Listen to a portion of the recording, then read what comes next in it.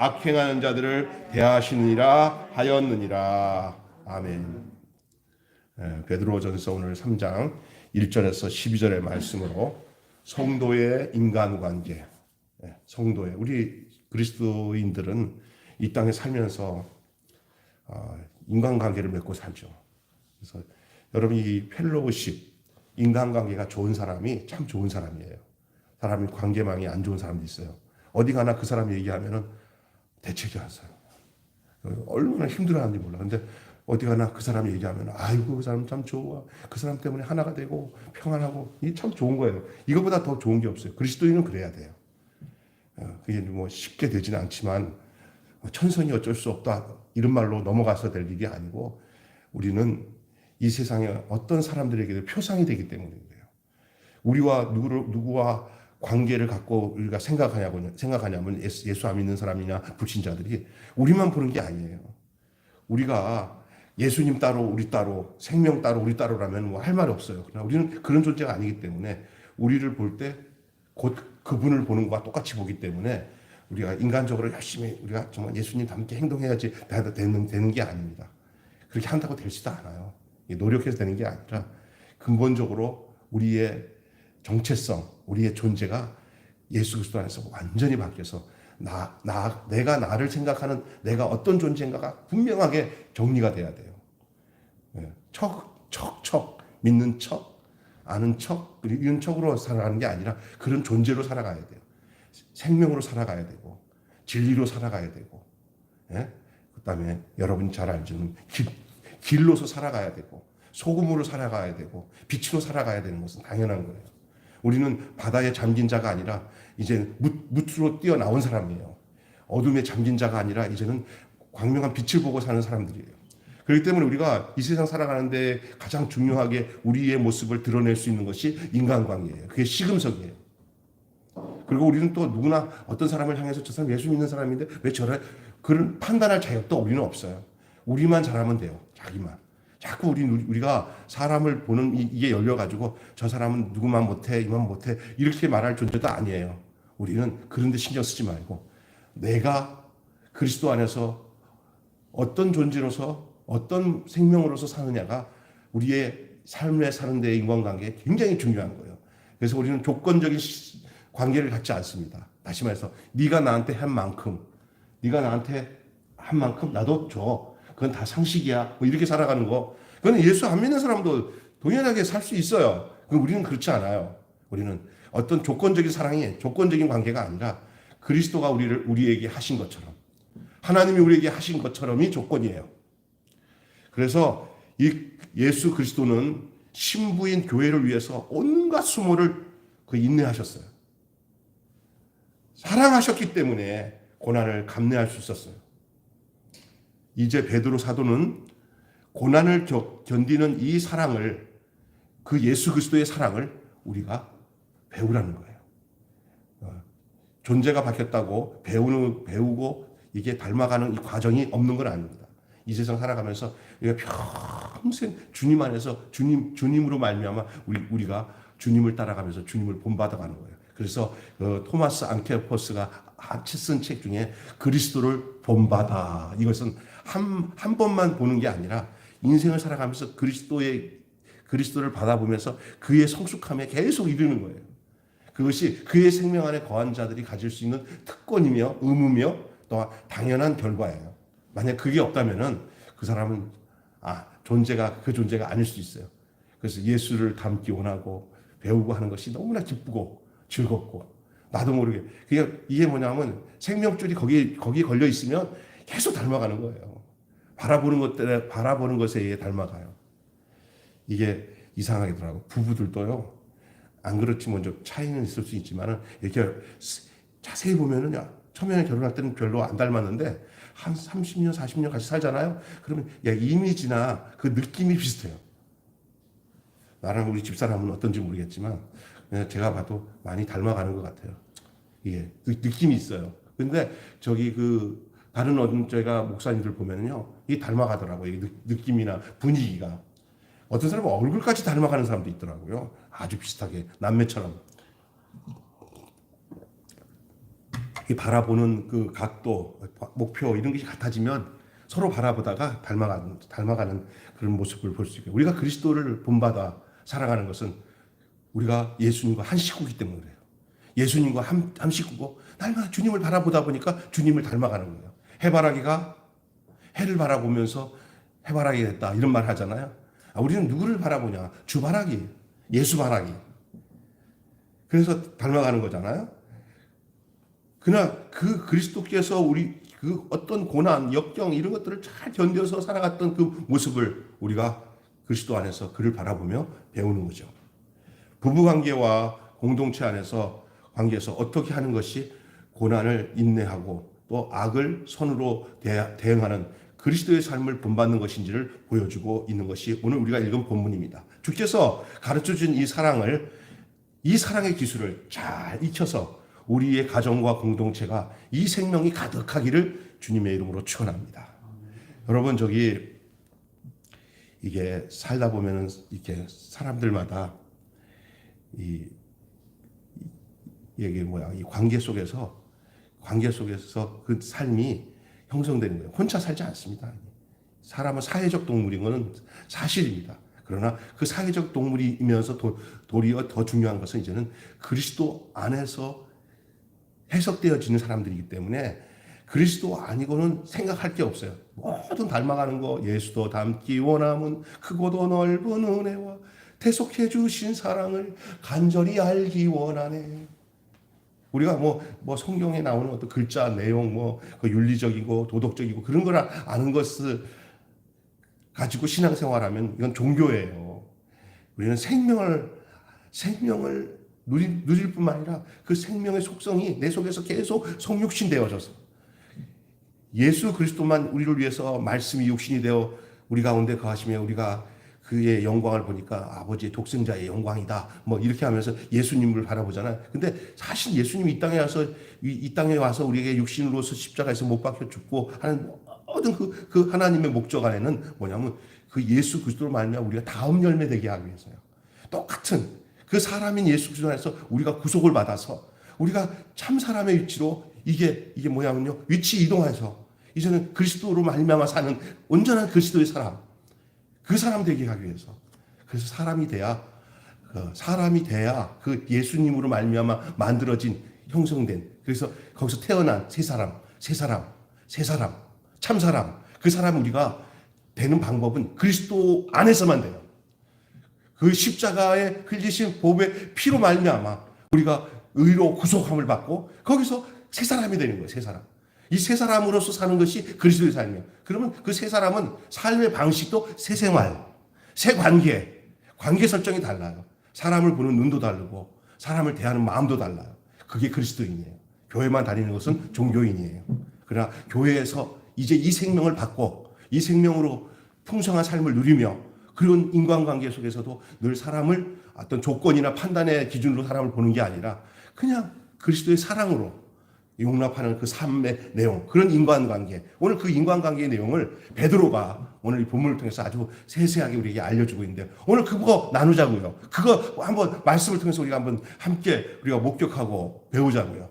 잘 깨닫고 그것을 지식으로 배우지 말고 여러분에게 뇌마로 하나님의 살아있는 생명의 양식으로 이 말씀을 받는 귀한 시간 되시기를 바랍니다. 여기 보면은 먼저 고난을 인내하며 내면을 단장하는 아내의 내용이 나와요. 여자, 아내들은 어떻게 해야 되나? 아내. 성경에는요, 사라가 나오고 리브가가 나오는 여자들이 나와요. 또 솔로몬과 술람미의 관계도 나와요. 예? 그런데 이 아가서 진짜 기가 막힌 책이거든요. 그리스도와 이 교회의 관계를 알면은 정말 기가 막힌 책이에요. 근데 잘못 아는 사람들은 그는 외설적인 책이다. 아주 이상한 책이다 한 사람이 있는데 그 문자만 봐서 그렇지 그 속에 담겨있는 그 성경의 그 깊이를 몰라서 그렇죠. 근데 부부관계, 특별히 아내와 남편. 성경은 분명하게 구분해주고 있습니다. 우리 예수님을 신랑이라고. 그리고 교회는 뭐냐? 신부예요. 그리고 그 교회는 누구냐? 바로 그리스도인이에요. 그리스도인. 우리가 다 신랑 신부예요. 그래서 우리가 그리스도와 연합되려면 이 그리스도인들이 어떤 위치에서만 그 신랑과 연합이 되어서 한 몸에 부부 일심동체. 그래서 예수 그리스도와 한 생명이 된다는 얘기가 뭐냐면 하나로 결혼된다는 거예요. 그래서 내가 그리스도와 함께 결혼하는 것이에요. 그래서 남자인 저도요, 예수님 앞에서는 여자고 신부여야 돼요. 자꾸 이걸 위치를 알아야 돼요. 우리 주님은, 우리 하나님은 예수를 신랑으로 삼아갖고 교회를 신부로 삼아갖고 결혼시켜서 한 생명 되게 연합시키기 위해서, 결합시키기 위해서, 결혼시키기 위해서 우리들을 여자의 위치에서 예수 그리스도를 받아들이도록 하신 거예요. 그래서 교회는 여자가 돼야 되고 성도는 여자가 돼야 되는데 그는 어떤 생리적인 그 생물학적인 여자가 되라는 게 아니에요. 그래서 커밍아웃 돼가지고 남자가 뭐 여자로 된 그 의미의 여자가 아니라 위치 설정이 그렇게 돼 있어요.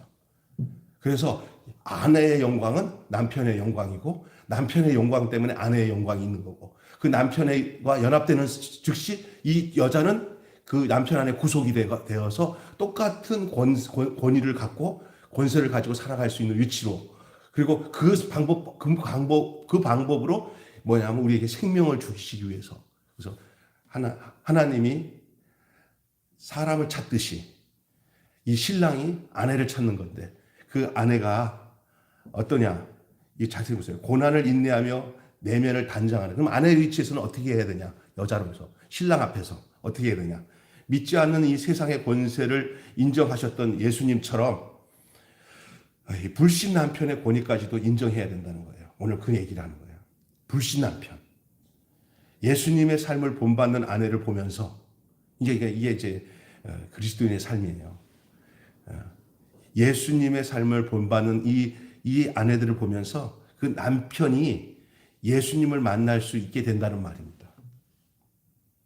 세상의 여인들처럼 사치스럽고 외모를 가꾸는 데 관심을 두기보다는 속사람을 단정하게 하고 고난을 겪으면서도 불신 남편에게 순종함으로써 잘 단장해야 됩니다.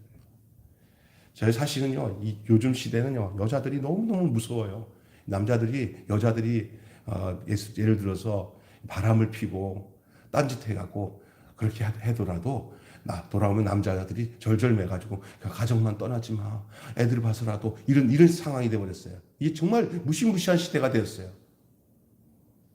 그런데 그런 상황에서 여러분 생각해 보세요. 근데 이 베드로 사도는 당시에 이 불신 남편들이 이 단정한 속사람이 단정하고 이렇게 정말 정결한 그 삶을 보는 그 여인을 통해서 그 남자들이 다 그 아내를 통해 구속함을 받는 다 주께로 돌아오는 역사들에 대한 얘기를 하고 있어요.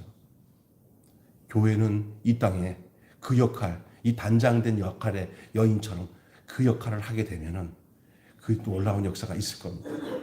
이 교회의 이 거룩함이 이 아내의 거룩함과 이게 합일되고 있어요. 합일되고 있어요. 그게.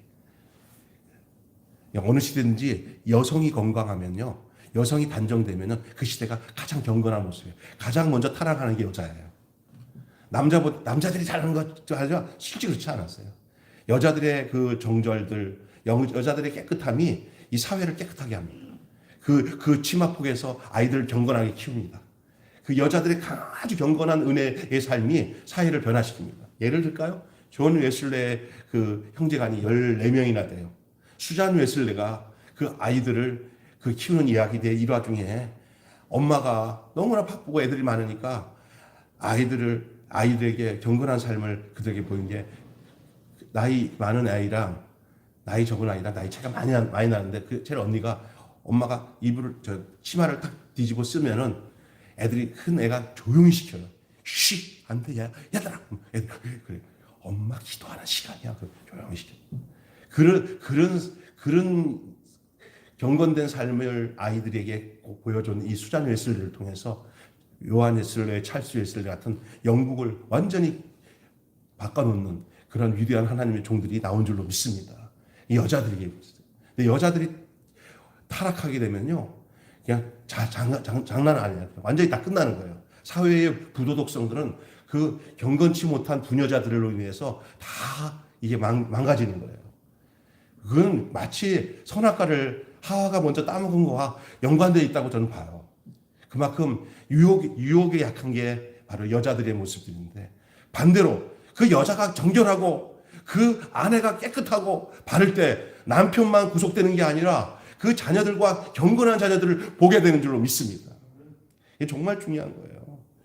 지금까지 한국 땅에는 그래도 저는 그렇게 하나님 이만큼 복 주신 거는 이렇게 경건된 이렇게 우리의 어머니들, 우리 서목사님 그 세대까지는 다 그런 분들이 많았어요. 근데 그 이후에 세대들은 정말 자유부인들이 많아지고 막 그냥 그냥 가정에 대해서 뻑하면은 아유 남편이 이렇게. 근데 저는 지금 생각해봐요. 우리 아버지 세대 하는 짓을 요즘 젊은 아내들이 그거 보고 있으면 하나도 살 사람이 없어요. 대다수 가정들이 전부 다 아내에게 폭력을 행하지 않나, 막 술 먹고 난동을 그래도 그냥 꾸역꾸역 사회적인 상황이 그런지 몰라도 그렇게 살아왔어요. 그러면서 의지하는 것은 늘 하나님 의지하고 성전에 가서 가마떼기 성전에다도 무릎 꿇고 마룻바닥에 무릎 꿇고 방석 깔고 그냥 밤새도록 기도하면서 살았던 우리의 어머니들. 아이는 뒤에다가 이렇게 얹혀 앉혀놓고는 그 막 기도하는 그 옛날 어머니 모습들이 있더라고요. 6.25 전쟁 끝나고 난 뒤에. 그런 모습들이 그 어머니의 모습들이었어요. 그렇게 키운 아이들이 지금 이제 이렇게 우리보다 더 큰 그런 우리 또래 사람들이 다 그렇게 커왔어요. 저도 잊지를 못해요. 어머님이 5학년 때인가 딱 들어왔는데 엄마가 없어. 엄마 어디 갔었는데 우는 소리가 들려서 이렇게 쓱 보니까 그 다리미 돌 있잖아. 이렇게다가 또 일본 사람들이 까는 거를 저기 어디다가 알아? 다락에다가 까는 거 있잖아요. 이렇게 된 거 있잖아. 두툼한 거. 일본 그거 깔고 다리미 돌에다가 그 수건 덮어놓고 거기다가 늘 성경 하는데 거기 계신 거야. 난 뭔지도 모르고 막 뒤지고 있는데 오니까 뭐 하나 들어보는데 때마침 내 기도 하더라고요. 우리 병수 저쪽 하는데 딱 들어오는데 내가 그냥 막 울었어요. 나를 너무 잘 알아. 나의 기도를 하는데. 이걸 내가 듣지 않고 우리 형이 들었으면 우리 형이 주의 종이 됐을 거야. 내가 들었으니까 내가 주의 종이 됐지. 그러면서 정말 내 말할 수 없는 그 아버지의 힘들게 하는 거. 오직 했으면 목사님 된 우리 외삼촌이 그냥 그 당시에도 그냥 이혼하는 게 낫다고 할 정도였어요. 진짜 대책이 없었어요. 나중에 우리 형한테 얘기 들어보니까 진짜 대책이 없었어요. 그래도 아버지 용서하고 다시 집에 들어오게 해가지고 그 예수 믿고 이만하게 그리고 찢어지지 않아서 우리가 그래도 경건하게 사는 거예요. 그 여자의 힘이더라고요.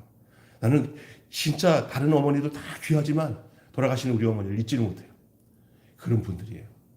이게 말하자면은 그리고 저희 어머니 조금이라도 우리 아버지가 그런 허점이 많아가지고 이제 이게 실수를 하니까 형이나 알잖아요. 그러다가 우리가 막 아버지한테 제대로 말도 안 듣고 그러면 그 아버지 권위를 얼마나 세워준지 몰라요. 나 같았으면 저런 못된 인간 하면서 애들 챙기죠. 전혀 우리와 아버지와 갈등이 있을 때 절대 우리 야단쳤지 아버지 권위 떨어뜨리는 일 전혀 안 하셨어요. 그게 오늘 그러니까 우리 아버지가 교회 나와서 나중에 장로까지 됐지. 어머니가 구속했어요. 저는 그런 거였어요. 좀 잘 살았었어요. 아버지가 일 안 저질렀을 때는. 그랬더니 내가 우리가 그랬다고요. 아버지 때문에 얘기했더니까 야 괜찮다. 그 재산 다 없어져도 진짜 갑자기 잘 살다가 진짜 못 살게 됐어요. 그게 뭐라고 하는지 알아요? 그 돈으로 아버지 생명 바꿨다. 그걸로 딱 땡 치더라고요. 어머니는. 그러면서 막 그냥 이거 다라에다가 막 상추 들여면서 장사하고 그렇게 안 살면 애들 못 키웠어요. 예? 그렇게 정말 내 친구 집에 있는데 우리 어머니가 그거 팔려 왔더라고. 내가 숨어서 그거 보면서 얼마나 울었는지 몰라. 그렇게 비참하게 살면서도 아버지가 돌아온 것 때문에 그냥 감사해서 하나님께 돌아온 것에 감사해서 그 한 가정을 세우는 모습을 보았어요. 지금. 내가 이런 얘기 왜 하지? 여기 아내를 이게 그 고난을 인내하면서 남편을 단장하는 그 아내에 대한 얘기를 하려고 하다가 이 얘기를 하는 거예요.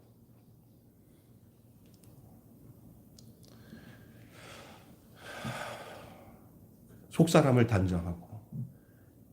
그 뭐 옛날 같았으면 지금 같았으면 이렇게 못 사는 거 당신 탓이다고 막 그냥 사람 쥐잡을 듯이 할 텐데 그런 거 다 필요 없어요. 그냥 믿음 안에 돌아와서 신앙생활 제대로 하게 되어서 교회에서 같이 예배드리는 거 그거 하나로 기뻐하는 아이 눈물 나네. 우리 어머니 그 여자예요, 여자.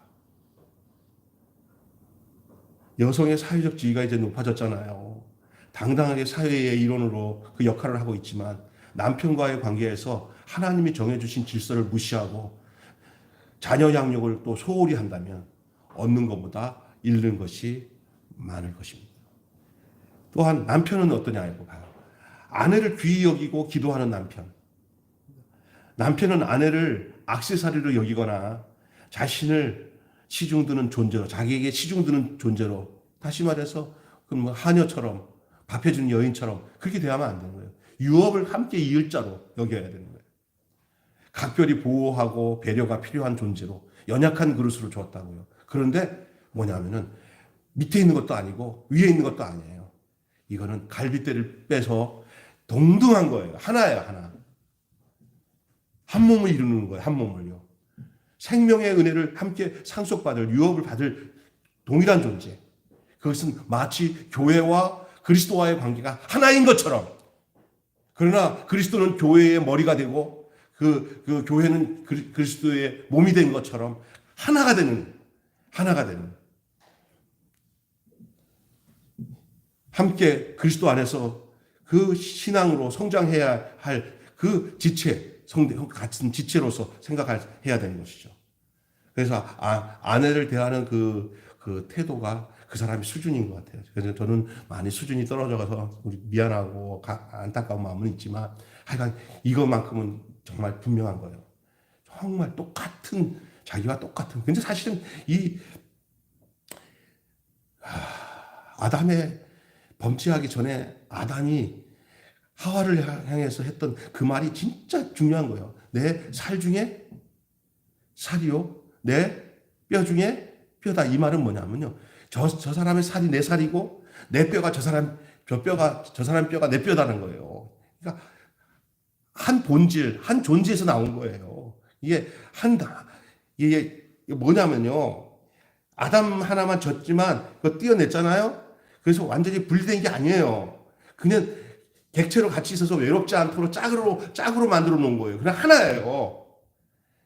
덜 외롭죠. 혼자 있으니까 이렇게 외로워 보이니까 그냥 네 거 띄어서 네 옆에다 똑같이 네 만들어 놓을 테니까 너랑 네 둘은 하나다. 이 말이에요. 그냥 선악과 딱 먹고 난 즉시 아담이 하와에게 하는 게 뭐냐 저 여자 때문에 하면서 이 사이에 하나됨에, 부부가 하나됨에 금이 가기 시작했어요. 그죠? 예? 그게 뱀이 준 선악과를 먹고 난 데에서 나타난 게 뭐냐면 살 중에 살이 아니에요. 저 여자 때문에. 이게 회복돼야 됩니다. 이것을 회복되는 살 중에 살이요, 이 뼈 중에 뼈가 아담으로부터 시작되었다면은 이제는 아니, 그게 아담 때는 그렇게 됐는데 아담이 선악과를 먹고 난 뒤에 그것이 끊어져 버려서 이제는 여자는 여자고 남자는 남자가 돼 버렸어요. 이게 하나가 안 됐어요. 계속 그 선악과 세계 속에서 그렇게 간 거예요. 근데 처음에 아담이 살 중에 살이요, 뼈 중에 뼈라고 했던 그 고백의 그 위치. 그러니까 이 세상에 죄가 들어오기 전에 무대 시대 때의 그 낙원의 위치, 그 위치로 돌이키는 그 유일한 방법은 다시 사람을 하나 보내서 그 사람으로 인해서 한 사람으로 인해서 연합이 되어서 그 위치로 원위치 시킨 것. 그 원위치가 둘째 아담이신 한 사람으로 인해서 범죄가 들어와서 망하고 그 아담으로 인해서 그게 불순종의 그 피가 흘러서 글로 간 것 같지만 둘째 아담이신 예수 그리스도로 말미암아 그 안에 붙어서는 그 원위치. 그래서 그 그리스도 안에 있으면 이제는 진짜 부부간에 교회 안에서 한 생명으로 그리스도 안에서 구속함을 받아서 그 생명을 누리는 사람들에 대해서 그것은 다 자기야, 자기. 그래서 교회에서 뭐냐면 누가 이렇게 하면 아유 저 사람이 아니라 그 사람의 고통이 내 아픔으로 느껴지고 교회 지체들이 어떻게 할 때는 남의 얘기하듯이 하면 이게 우리 교회 생활 보면 알잖아요. 어떤 사람은 똑같은 그 상태에서 저 사람에 대해서 아유 저거 정말 진짜 아유 저러냐 아유 맨날 그러면서 맨날 그 부정, 그 판단, 정죄 이러는데 어느 날 하나님의 성령이 그에게 임해서 그가 새 생명 얻은 존재로서 그 위치가 바뀌어지면 어떤지 알아요? 그 사람들이 연약한 것이 다 내 문제로 여겨져요. 내가 사랑해야 존재로 바뀌어져요. 그것이 원위치 된 모습인 줄로 믿습니다. 근데 교회 안에 그것이 사라지니까 얼마나 무섭습니까? 교회 안에서 오픈을 못해요. 누가 나에게 뒤에서 뒷담 맞힐까봐. 근데 진짜 그 이 생명 안에 있는 사람들은 그 부족한 부분이 있으면 모두가 동일하게 내 문제, 내 아픔, 내 고통, 함께 우는 자와 함께 울고, 함께 웃는 자와 기뻐하고, 기뻐하는 자와 함께 기뻐하고, 우는 자와 함께 울고, 똑같이 한 생명으로 표현되어지는 그런 놀라운 역사가 부부 안에서 이루어지는 거예요. 부부 안에서. 남자들은, 그래서 이 남자들은 그리스도가 우리의 교회를 향해서 했던 것을 늘 기억하면서 남자들은 어떻게 하냐. 그 아내를 예수님이 교회를 행해서 자신을 내어주신 것을 생각하면서 이 남자는 그 아내에게 그렇게 해야 돼요. 그게 동시다발적으로 부부 안에서는 이런 육신적인 관계에서는 그것이 적용이 돼야 되고 또한 그 근거가 그리스도가 교회에게 한 것처럼 이 경건한 남편은 그 생명을 유업하는 아내를 귀히 여기는 거예요. 이 세상에서 이 교회를 가장 귀히 여기는 분이 예수 그리스도인 줄 믿습니다. 그리스도가 교회를 귀히 여기는 것처럼 남편들은 아내를 그렇게 귀히 여겨야 됩니다. 만약 예수님 떠난 교회는 이건 끈짝나는 거예요. 그 남편이 거기 없으면 그 여인은 끝장나는 거예요.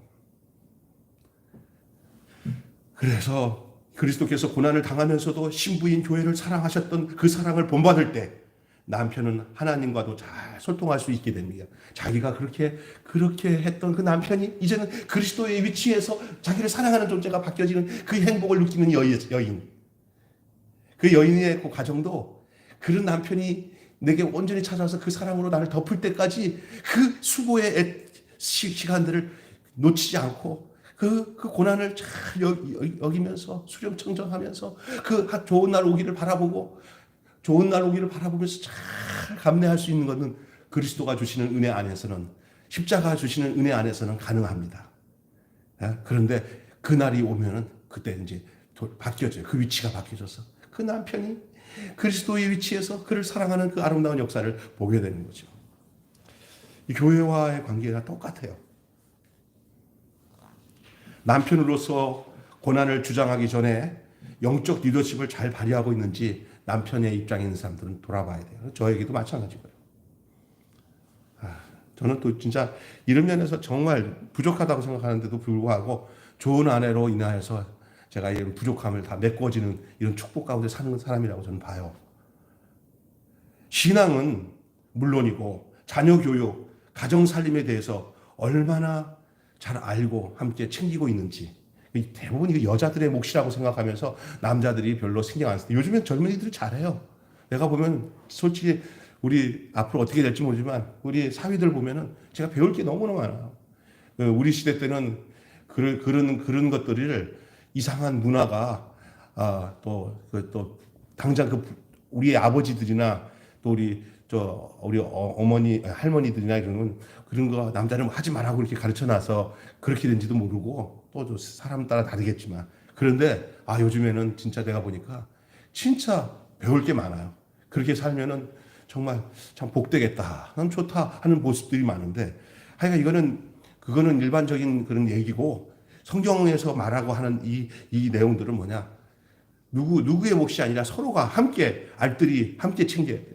예수님이 우리 교회인들을 챙기는 것처럼 교회는 교회대로 그 연약한 자들과 어려운 사람들을 함께 챙겨나가는 것. 부부가 함께 잘 챙길 때 아름다워지는 것처럼 교회는 아내와 남편이 함께 동반적으로 함께 해야 되는 것처럼 그리스도가 우리를 사랑하는 것처럼 또 교회도 그렇게 보답하는 그런 사랑 그리고 연약한 지체들을 그리스도의 사랑으로 돌보는 자녀를 양육하는 그 현모의 양처 같은 그 여인의 그 모습이 교회 안에 나타나요. 그래서 우리가 딱 그 교회 볼 때, 야, 엄마 품 같은 교회다.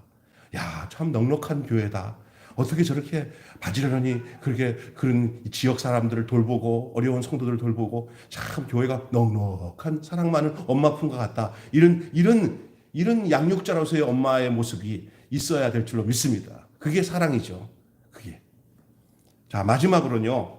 악인을 향해 복을 비는 자세. 복을 비는 지체. 악인을 향해 복을 비는 지체. 악을 악으로 갚지 않고 선으로 도리어 악을 돌보고 도리어 그 악한 사람을 진짜로 복을 빌어주는 것. 우리 심성에 있는 거야. 아이고 그럼 잘 됐다. 그럼 망해야 돼. 하나님이 벌 참 잘 줬다. 요 몫은 우리가 절대 하면 안 됩니다. 어느 자매가 저희 교회에 왔는데 뒤에서 나한테 얘기하는 소리가 얼마 전에 막 자기들을 얼마나 저주하는데 이제 그 집 망할 거다. 이제 하면서 막 저주를 퍼문대요. 그 있는 사람들한테 막 저주를 막 이제 그저 바닥을 길 것이다. 경제적으로 끝날 것이다. 저주를 퍼문데 그런 소리 들으니까 막 이제 식겁하는 거예요. 내가 그 얘기해서 걱정하지 마라. 내가 걱정하지 마라 그러면서 내가 무슨 생각이 드냐면 그 여자 목사가 뒤에서 저주한 대로 되면은 큰일 났는데 믿음 없는 생각이 올 수 있어요. 그러니까 이게 뭐냐면 얼마나 악한지야. 이 뒤에가 막 사람을 그렇게 그건 아니죠. 잘 되면 자기가 기도해서 그렇게 됐다 그러고 안 되면 자기 떠나서 벌 받았다고 하는 이 악한 무도한 이 거짓 선지자들, 거짓 사도들, 하나님 무서운 줄 모르는 사람들이에요.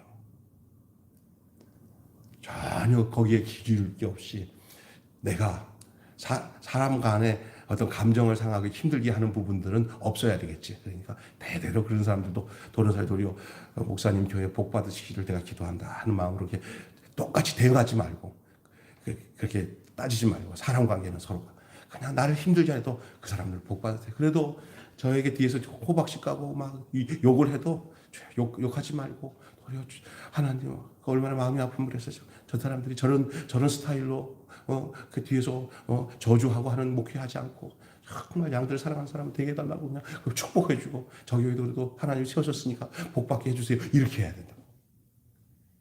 사람이 자기 곁에서 애정을 주고 나름대로 거기다가 기대를 가졌던 사람들이 자기를 떠나면은요 그 사람을 향해서 복을 빌고 그 다음에 축복하기가 쉽지 않아요. 그러나 그것은 내가 어디에 서 있고 어디 안에서 좀 머물러 있는지 안다면은 우리는 절대 그렇게 하면 안 돼요. 베드로가 지금 그 얘기하는 거예요.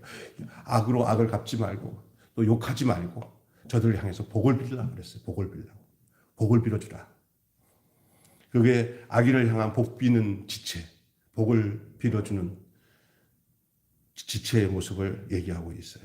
이것이 요즘 살아가는 우리 일반 사람들에게는 전혀 이해가 안 되고 어찌 저럴 수가 있냐 하는 거지만 어찌 저럴 수가 있느냐 그 일을 하는 게 그리스도인이에요.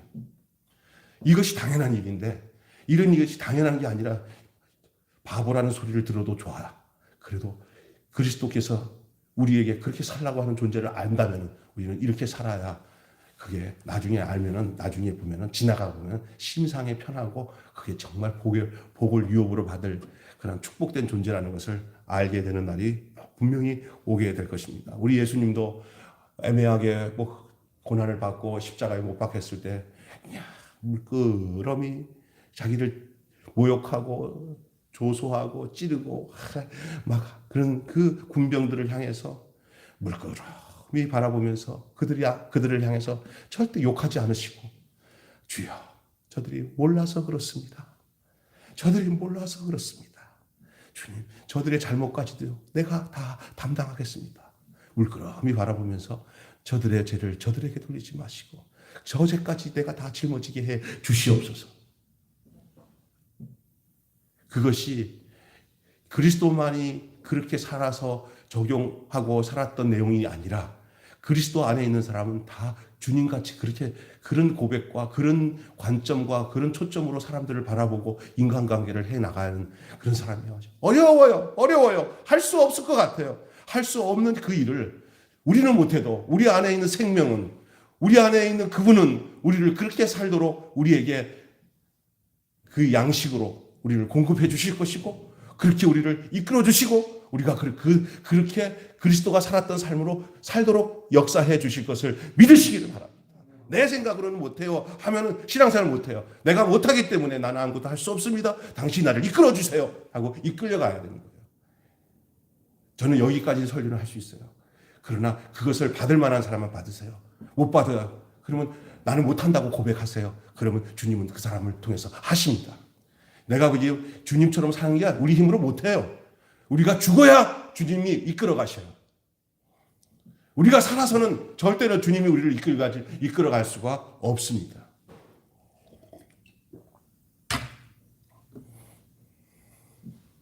광야에는 가장 독한 독사들, 독뱀들이 산대요. 그런데 독사들의 독을 해결할 것은 독사를 죽여서도 되지도 않고 인간적으로 독사를 찾아다니면서 잡아도 한계가 있대. 그 독사의 독이 너무나 세대요. 근데 그 독사를 독을 해결할 수 있는 독은 뭐냐면 독이 다 빠진 그 독사를 올려놔야 되는데 그게 바로 독이 다 빠진 구리뱀입니다. 믿습니까? 우리가 구리뱀이 돼야 돼요. 독이 다 빠질 때 사람을 살리는 독을 뺄 수 있는 사람이 되는 거예요. 같이 독사끼리는 같이 독을 막 품어댑니다. 그런데 그 가운데 독이 없는 뱀이 딱 장대에 달리면 그 독들이 다 사라지게 되는 줄 믿습니다. 그 독이 없는 노뱀이 바로 예수 그리스도고, 그분 그리스도 예수 한 분만이 그 노뱀으로 사는 게 아니라 오늘 그리스도와 함께 연합되어서 그 생명으로 사는 모든 사람들은 죽은 상태에서 독을 빼는 그 존재로 사는 거예요. 그래서 내 안에 날마다 사도 바울이 내가 날마다 죽노라. 내가 날마다 죽어야 산다. 그 얘기가 자기만 사는 게 아니라 다른 사람도 내 죽음 속에서 산다. 예수 그리스도의 죽음 속에서 우리가 살았듯이 오늘도 우리의 인생 삶 속에서 왜 저렇게 독을 품고 그러지? 내가 죽으라고 표시하는 거예요. 왜 자녀들이 저렇게 독을 품지? 내가 안 죽으니까 독을 품는 거예요. 내가 죽을 때 자식들의 독은 다 끝나는 거예요. 그 교회 성도들의 독은 다 끝나는 거예요. 안 죽으니까 독을 같이 품는 거예요. 나는 주변에 독을 푹푹 품으면서 지금 교회는 뭐 1000명, 2000명 되는 우리 친구 목사 여기 있어요. 그 장로들이 독을 푹푹 품고 자기도 안 되니까 자기도 독을 푹푹 품고 이제 얼마나 갈지 걱정스러워. 죽어라.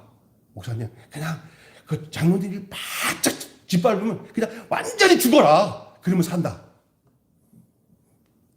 알아듣는지 조금 알아듣는 것 같은데 친구니까 얘기를 했어요. 그리고 해놓고는 아유 병수야 니는 잘하냐? 네 아내한테도 독을 푹푹 품기 위해서 네가 무슨 그런 소리 할 존재냐? 이런 정죄의 마귀가 막 나를 정죄하더라고요. 야 그건 그거야 이 마귀 새끼야. 어나! 여러분 노뱀이 됩시다. 내가 죽어야 다른 모든 살아서 역사하는 악한 존재들이 다 가라앉습니다. 거기서 구속함을 받습니다. 인간관계에 대부분 부딪히는 건요, 해답이 없어요. 어디서부터 해답이냐? 나부터 해답이 돼야 돼요. 그게 뭐냐? 내가 죽음으로 생명을 얻어야 돼요. 죽어야 오는 생명을 아세요? 죽어야 오는 생명? 죽어야 사람이 되는 그 생명 아세요? 사람이 사람이냐? 사람다워야 사람이지. 그리스도 안에서 해석되지 않는 사람은 사람 아니에요. 그리스도 안에서 구속된 사람만이 사람이에요. 그게 바로 회복된 사람이에요. 그게 위치가 바뀌어진 사람이에요. 이거는 이론이 아니라 이거는 존재와 실제가 돼야 돼요. 그것이 안 되니까 교회가 교회로서의 사명을 감당하지 못하고 그냥 짓밟혀서 살아가는데도 그 원인을 찾지 못하는 것 같아요. 문제는 다른 사람에게 있지도 않습니다. 바로 나에게 있습니다. 우리 자신에게 있습니다. 이럴 때 우리는 진심으로 우리가 그런 존재가 될 때 그냥 모양 삼아서 내가 다른 사람 나를 핍박하는 사람 내가 축복해야지. 주님 내가 저 사람을 축복해요. 속은 아니에요. 모양만 축복해요. 그거 속이지 못해요. 그러면서도 속으로는 그걸 못 참아요. 아예 그냥 대놓고 저가 이제 죽이고 싶어 하는 사람보다 더 더티한 거예요. 진짜 축복하는 거야, 진짜. 저 괴롭힌 사람 때문에 내가 연단되어지고, 나를 힘들게 하는 사람 때문에 내 본질을 보게 하고, 저 힘들게 하는 사람이 나를 구속하는구나. 나를 그리스도로 이끌어주는 나의 인도자구나. 나를 괴롭히는 저 사람들이 나를 정말 주님 앞으로 나를 인도하는 인도자구나. 이런 아주 역설적인 진리를 깨닫게 되는 줄로 믿습니다.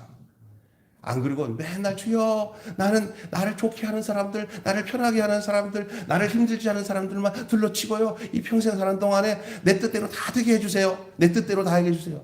주님이 그렇게 살았나요? 절대 주님이 살아갔던 그 범주를 우리가 뛰어넘지 않습니다. 다 그 과정은 다 있습니다. 광야 42 과정이 있듯이 인생은 다 모양은 다르지만 그 과정 다 겪어야 돼요. 사랑하는 여러분, 가정에서 부부가 서로 예수님을 모델로 삼아서 자신을 부정한다면, 그 이타적인 사랑으로 상대방을 먼저 생각한다면 그것이 바로 낙원과 천국이 되지 않겠습니까? 교회 안에서 일어나는 분쟁의 소식이 끊어지지 않습니다. 제가 지방회장 하면서도, 내가 교단에 하면서도 또 다른 교단 목사님들을 얼마 전에 또 오늘 또 목사님 정삼진 목사님이랑 몇 분 만났는데도 곳곳에 학교마다 어디 가다 이런 분쟁이 다 도사리고 있습니다. 서로 이렇게 해결이 안 됩니다.